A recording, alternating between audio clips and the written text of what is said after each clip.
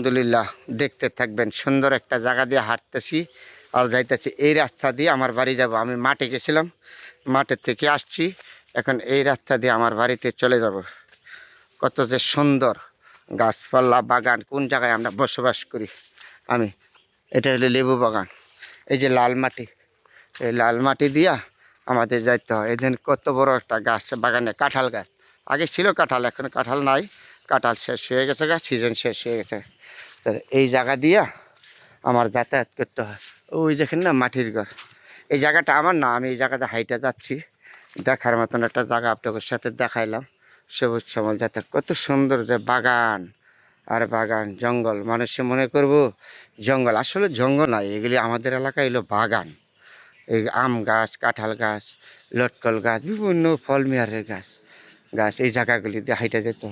এই জায়গা দিয়ে হাইটা এখন আমার যাইতে হবে বাড়ি থেকে। আমি মাঠে গেছিলাম, মাঠের থেকে আসছি।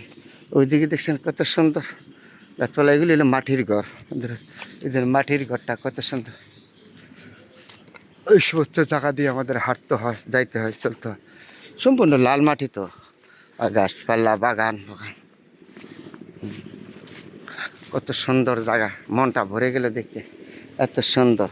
এই যেগুলো হলো গাছপালা, এই যে ঢালটা যেন অনেক ঢাল, নিচেতে যাইতে হয় অনেক হাইটে, পাহাড়ের নিচে তো হাঁটতে হয়, হাইটে যাওয়া লাগে। দেখতে থাকবেন বন্ধুরা, আপনাদের দেখাবো আজকে গাছপালা দিয়ে, বাগানের ভিতর দিয়ে হাইটে যা দেখাবো, কত না সুন্দর। ওদের কৃষকদের গরু, গাছপালা সবুজ শ্যামল হয়ে যায়। আবার বাড়িঘর আছে, ওই ভিতর দিয়ে বাড়িঘর আছে। হ্যাঁ, আমি এই জায়গা দিয়ে হাইটা আমি মাঠে গেছিলাম, মাঠের থেকে এখন বাড়ি চলে যাব, তা আপনাদের সাথে শেয়ার করলাম। কত সুন্দর সবুজ শ্যামল দেশ আমার সোনার বাংলাদেশ, গ্রাম বাংলাদেশ।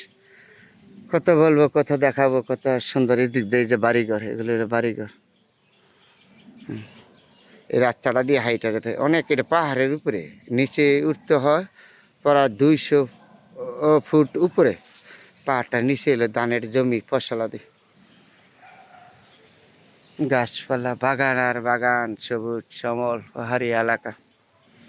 দেখছেন না, কৃষকদের গরু ঘাস খাইতেছে। গাছপালা, এখানে বাড়িঘর আছে। এই যে এখানে বলে আমাদের এলাকায় বলে খেরে ভাড়া, কুড়া ভাড়া। কৃষকদের বাড়ির সামনে একটু দাঁড়ায় রয়েছি, দাঁড়ায় থেকে আপনাদের সাথে কথা বলতেছি। এত সুন্দর, যেদিকে তাকাবেন এদিকে মনটা ভরে যাবে। চেষ্টা করি আপনাদের সাথে সবসময় ভালো মন্দ কিছু দেখাবার জন্য, হয়তো সময়ের অভাবে পারি নাই সবসময়। তারপরে ভিডিওগুলি আপনারা দেখবেন, যদি আপনারা না দেখেন কার জন্য করবো, আপনারা দেখবেন, উৎসাহ থাকবে, আপনাদের সামনে আরও সুন্দর সুন্দর জিনিস উপস্থাপন করতে পারবো, আপনারা দেখতে পারবেন, আপনারা দেখবেন। না দেখলে কার কাছে কেটা দেখবে? আমরা এত সুন্দর কষ্ট করে ভিডিও করি, আপনারা যদি না দেখেন, সাপোর্ট না করেন, তা আমরা কীভাবে দেখাবো?